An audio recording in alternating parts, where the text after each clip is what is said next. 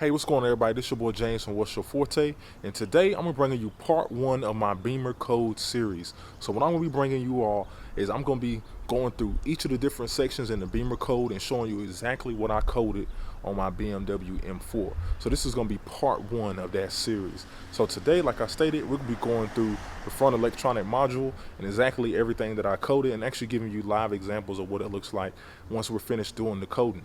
So let's go ahead and get to it.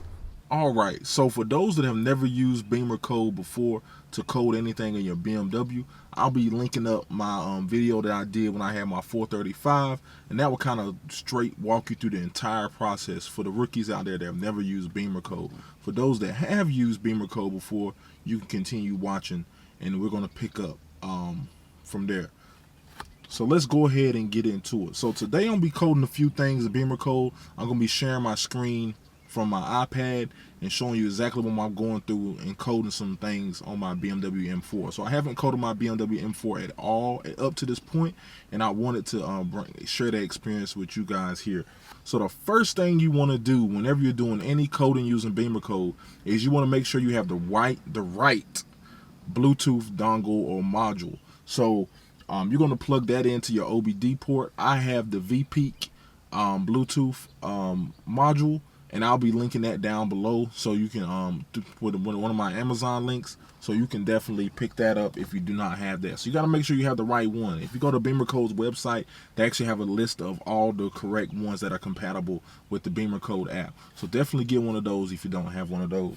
But if you're watching this far, you probably do. So let's go ahead and get into the app. So I got the app up and running right now. So let's go ahead. After you plug in the Bluetooth OBD dongle, so after you plug that in, you'll go ahead and hit connect on the app, and then as you see here, it's going to ask you which kind of adapter do you have. I have the V-Peak OBD check, so that's the one that's checked there, and then hit connect, and right now it's going to connect. The Bimmercode is going to talk to the Bluetooth adapter there.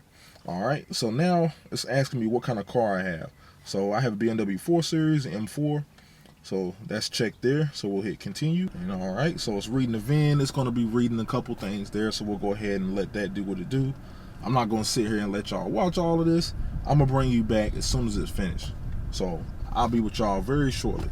All right, so now that the connection has been established, right now we're going to look at the control unit's homepage. So this is kind of your Bimmercode homepage, so you can kind of see what's available for your car. So each of the different pages, as you can see here, are broken down depending on into categories depending on what you're trying to code. So today I'm gonna be doing just a couple of things just to kind of show you how the process goes. It's no different. It doesn't seem to be any different from looking at it right now for my 435, but we're gonna go through and see if we can change a couple things and see how it goes. So what I'm gonna do now first is going to the front electronic module. There's a couple things in there I would like to change. So let's go into there. And then of course it goes through its reading process. The sections that have the most information you can code usually take the longest to load up. I have noticed that, especially when I coded my 435 that I had. All right, so now that the front electronic module has loaded up, so we can see kind of what we have here. So we have some ambient lighting. You can go in and change some of that. I'm not messing with that. My ambient lighting right now is fine in my car. Angel eye brightness low beam. So let's go into that. So right now it has an unassigned value. I guess it's at a default setting. So let's actually make sure it's pretty bright. So let's go with 80%. I want them pretty bright. I want people to be able to see them. I don't want to max it all the way out, but let's go almost there, almost maxed out. So we'll hit back. Audio. See, the next section, shut off with iDrive system. No, I don't want the music and all that stuff to shut off when the door is open. Auto start stop function off by default. Yes, so it says set the auto start stop function to off by default when the car is started. Let's do that to active. I want it always in off, which I think on the M4s, I think it already is that way, but we're just going to make sure that it stays that way. battery, not gonna mess with that. Brake force display, I may go into more detail with that in another video, but just kind of show you what that is. But basically what that is whenever you hard brake, it like flickers. The brake lights flicker a lot. I don't know if I want to mess with that right now. I mean, I don't think, you know, it's just kind of one of those things. It's kind of more of a preference thing. So I'm not gonna mess with that right now.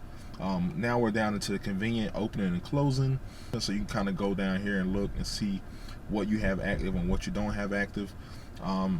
Right now everything seems to be pretty active. Convenient closing with remote control is not active, so let's go on and see what that is. Enable disable convenient closing with remote control. For convenient closing with remote control, the lock button must be pressed and hold.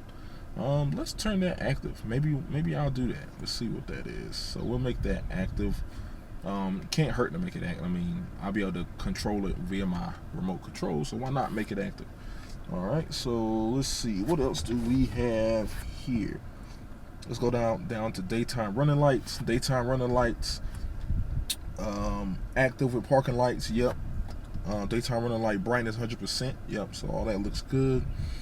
Doors, windows, let's see, horn, now I'm gonna leave that the way it is. Unlock doors automatically, no. Time to automatic lock 2 minutes. Yeah, we'll leave. Let's see what the options are. So they have 10 seconds, 30 seconds, 1 minute, 2 minutes. I think 2 minutes is a good time, so we'll leave it at 2 minutes. I don't want it to lock too quickly. I don't want it to stay open for too long. 2 minutes seems to be a sweet spot, so we'll leave it there. Headlight cleaning. I've actually never done the headlight cleaning. I might do a video on this. Comment down below. Let me know if you want me to do a video on how to activate the headlight cleaning and kind of show you a video exactly how that works and what goes on with that. Comment down below. Let me know if you want to see something like that.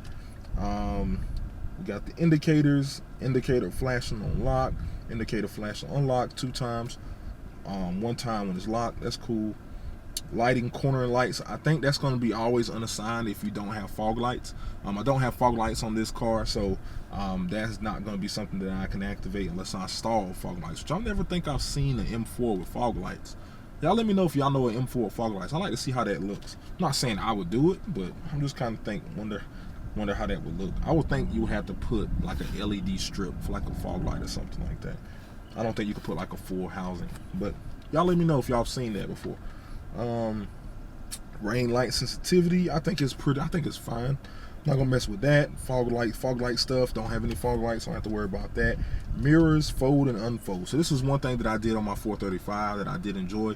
Whenever you lock the car, the windows automatically fold. There is a button on the side over here that you can hit, and that will fold the mirrors manually. So let's see what we can figure out here. So fold and unfold mirrors automatically. So the mirrors are folded automatically when the car is locked with the remote control or comfort access. Unfolded again when the car is locked. So let's make that active because I want that to happen automatically, so I don't have to worry about it. And if I don't want it to fold up, I'll just hit the button. So unfold mirrors with convenient opening. So it is active. Fold mirrors with convenient closing. That is active. So it was showing inactive. Then when I went in and clicked it, it made it active. I guess because I made the automatic active. I guess it just had to refresh and go back through. It's kind of weird. Mirror folding speed threshold. I guess that's if your mirrors stay folded and you reach a certain speed, they'll automatically open. 20 kilometers is fine. Most of the time, with it having that automatic, when I have it set to automatic, it should automatically fold out anyway, so I shouldn't have to worry about that too much. Automatic mirror tilt value. So basically what happens is your passenger side view mirror, which is going to be over here, whenever you put the car into reverse, that mirror folds down so you can kind of see the line and so you can kind of see everything. So this just shows the percentage value of how much that mirror is going to tilt. It tilts fine, so I'll leave it at 70%. I'm not going to mess with that. Steering wheel retrofit. If your car didn't have paddles, which is an M4, so it does have the paddles with the DCT, so it does have paddles, so I don't have to worry about that. Seat heating, I'm not touching any of that because I don't use the seat heaters. I'm a big guy. I'm already hot natured as is. I don't even mess with the seat heaters whatsoever, so I'm not messing with any of that. Boot lid opening delay. It's already on the lowest setting, so I'll leave it there. Side markers. This is the US. This already has the US side markers off. I'm gonna leave them there. Voltage monitoring. Don't think I'm gonna mess with anything in here. Daytime running lights when monitoring. Nah. High beam lamp LED. So basically, if you ever happen to change out any of these bulbs or anything in here, you can go ahead and plug it to LED, or if it's a halogen bulb. So like this is the high beam lamp. I have LEDs. If for whatever reason you want to go back to bulbs, or you have like a retrofit, you put regular halogen bulbs in, you can let it know that it is a bulb. Whoa, did y'all see that? This bird. Whoa, did y'all see that? This bird just tried to attack me through my car. What in the world? That was kind of weird. Hopefully I got that on video.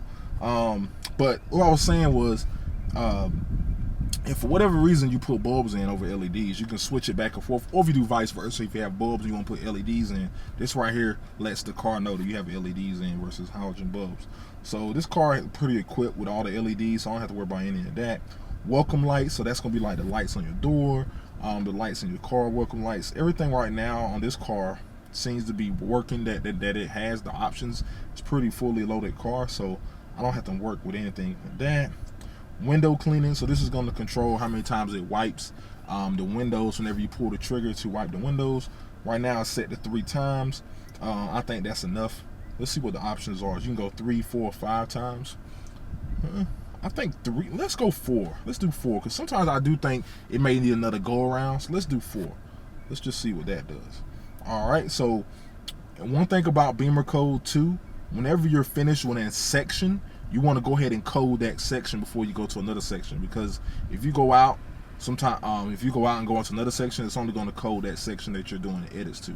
So before you leave that section, as you see in the top right corner here, it says code. You want to go ahead and code before you leave that section. So now let's go ahead and code everything we changed in the front electronic module. So let's go ahead and hit code there. And it has a disclaimer here. It says, please note that the coding process should not be interrupted. I'm using my tablet, so I won't get any phone calls or anything that's going to interrupt the process. I would recommend, if you are using your phone, put it in airplane mode, and then reconnect to the Bluetooth module, so you don't have to worry about getting any calls or any interference while you're coding the car. And that's kind of what this is going through, and this is saying the same thing. Make sure airplane mode is enabled, just so you don't get any interruptions or whatever. All right, so now I'm gonna go down and hit start coding. All right, it's preparing coding. So what I'm gonna do right now, let this do its thing. I'm gonna time it and let you know how long it takes, and I'll be right back with you.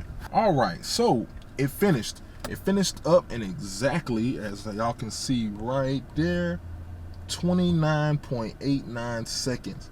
So it coded super fast, super quick, and everything is coded here. So what I'm gonna do right now is I'm gonna shut the car off because it was in accessory mode, and then I'm gonna start the car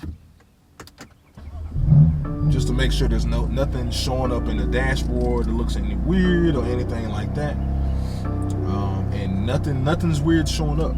So I'm gonna go ahead and put it back in accessory mode there. So what I'm going to do to test this is I'm going to look at the folding mirrors. So I have it right now set that whenever I lock the car with the remote or using convenient closing, the mirrors should fold in. So let me go ahead and get outside the car and we'll test that now. All right, so right now we're going to go ahead and test to make sure these mirrors right here fold whenever I hit the lock button. So I'm going to go ahead and have my key right here, and I'm going to lock the car, and boom, the mirrors folded right in right there. So let me go ahead and unlock the car, and boom, the mirrors automatically fold. So that's how you know that coding is good. So that's pretty good right there. Do it one more time. They fold, unlock the car, and they unlock. And you get the 2 beeps for the unlock and the 1 beep for the lock. So you let you know that it's good. So let me see. So one thing on my 435 that I had an issue with sometimes is if I try to lock it with the actual convenient locking here, sometimes the mirror wouldn't fold in. I had to hit this twice, or sometimes press and hold it for the mirror to fold in. So let me see if it does the same thing on the 435. So right now I'm gonna go ahead and just tap this. Yep, and it still didn't fold. So if I tap it again and hold it, then it folds. So It's kind of interesting. It's like you kind of have to like, it's kind of like a confirm. Are you sure you want to do this? And that's something I didn't know. If you press and hold this, it rolls the windows all the way up, and it just closed my sunroof. So let me go ahead and lower the windows again and open the sunroof, and I'll show that to you on camera. So as you can see here, the sunroof is open, and as you can see right here, this mirror is down.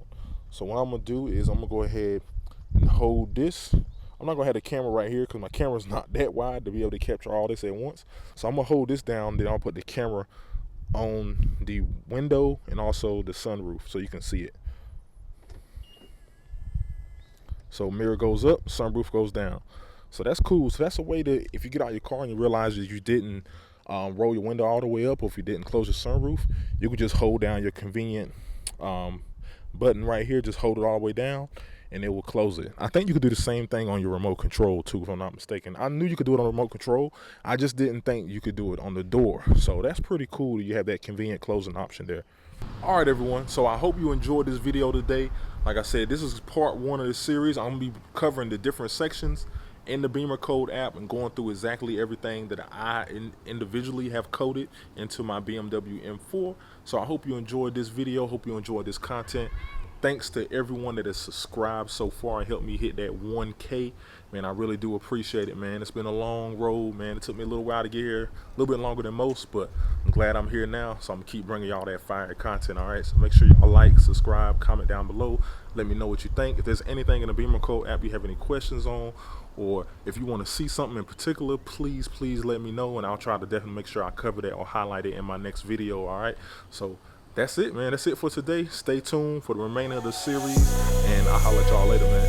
Peace.